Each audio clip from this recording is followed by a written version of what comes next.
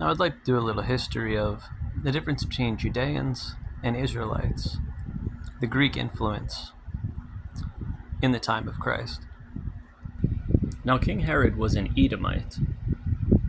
An Edomite is a descendant of Esau, which is also a descendant of Abraham. So these Edomites, these descendants of Esau, were ruling over the people of Israel, the descendants of Jacob. Esau and Jacob. Now, to further muddy up the waters, there's a 500-year period of books that were written between the Babylonian captivity, the return to Jerusalem, and the invasion by the Greeks. The Greeks are the most underappreciated force in the Bible, and definitely in the New Testament. The name Judaism is a Greek term.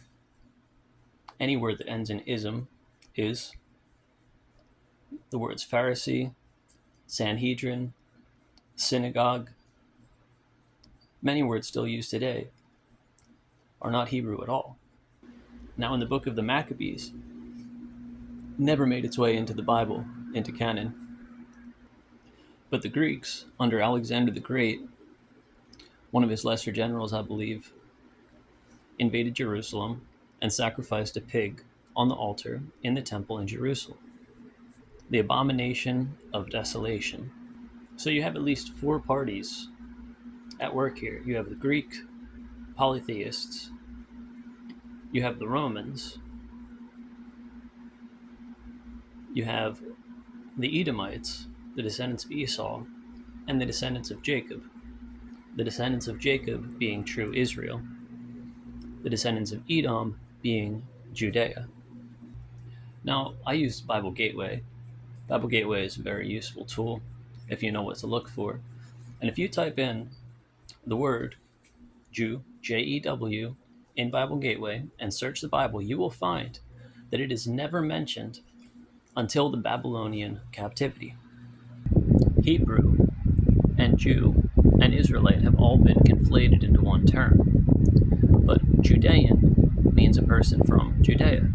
Judaism is a Greek term, not a Hebrew term, as discussed, and it means to imitate or to side with Judeans.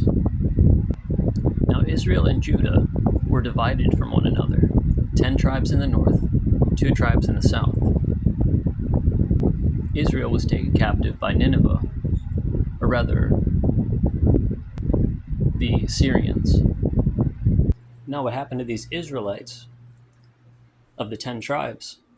They were scattered about like sand, scattered about like stars. They were scattered about so that they could not come together and form a kingdom of their own. Judah, on the other hand,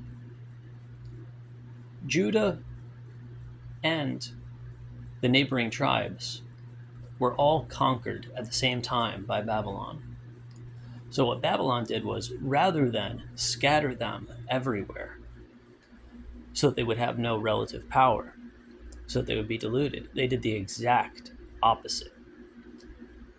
What Babylon did was, they caught the Judahites, the Judeans, Judeans is not quite what they were at that time, but they took the tribes from Judah and the warring Canaanites and all the others, and they just mixed them all up together.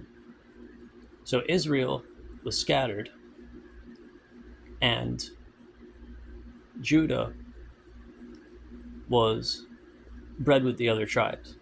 Two opposite ways of dealing with the problem of an insurrection. By the time Jesus comes along, you have a Roman that installs a descendant of Esau, perverted by Greek teaching, in Jerusalem. And if you have any common sense of just looking around today,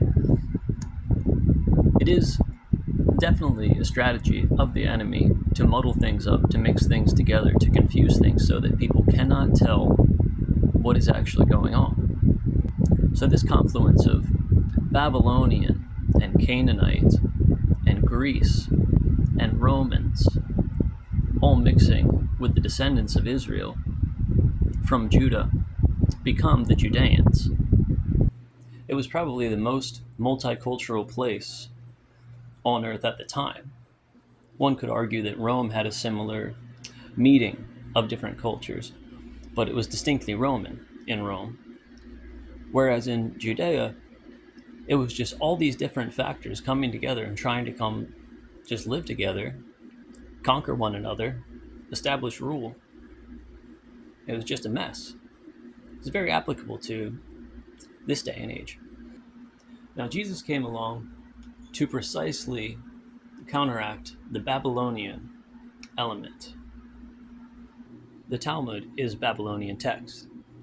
Now, Greece laid the groundwork for that, and the Romans were just happened to be in charge at the time. But one must understand that Judea was a product of Babylon, Judeans. And even today, some of the rules that were in place back then seem to still be in effect in very odd ways. For instance, Israel, as we know it today, is not Israel. It is the state of Israel. Someone from Israel is not an Israelite, but an Israeli. There seems to be some reason that they cannot claim to be Israel. They cannot claim to be Israelite. And what did the Pharisees say when they claimed inheritance to the land? They said, "We are the sons of Abraham." They never claimed to be the sons of Jacob, who turned into Israel when he wrestled with God. It would be absurd for all of these things to come together so precisely in this day and age, to have such relevance to everyone in the entire world. And imagine their perspective of divine intervention. Imagine subscribing to their beliefs. And then imagine that a homeless man wandering around in a desert who never wrote down a single word, never hurt anybody, never did anything except perform miracles, which may or may not have happened, according to their view. But imagine that man's words become the most popular book in the entire world, translated into literally every tribe, tongue, and nation.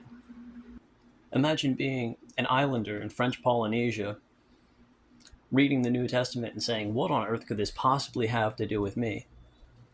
And then generations later, their descendants get TVs and see what Israel, the nation of Israel, and the Israelis are doing in the Middle East. It's really quite incredible to look at the present, see what's going on, and then work your way back. Because my interpretation and my method of being taught when I was a child was to start from the source and work our way up. But I think there was a blessing to kind of fall away from Christianity, modern Christianity, just taking a breath, looking around and saying, wow, who would have thought that everything that I was taught as a child in Sunday school would be so precisely applicable to this world? I mean, by all accounts, Jesus should have been nobody. But not only did he give us a playbook on how to confront evil, but specifically the evil that would come to inherit the earth 2,000 years later.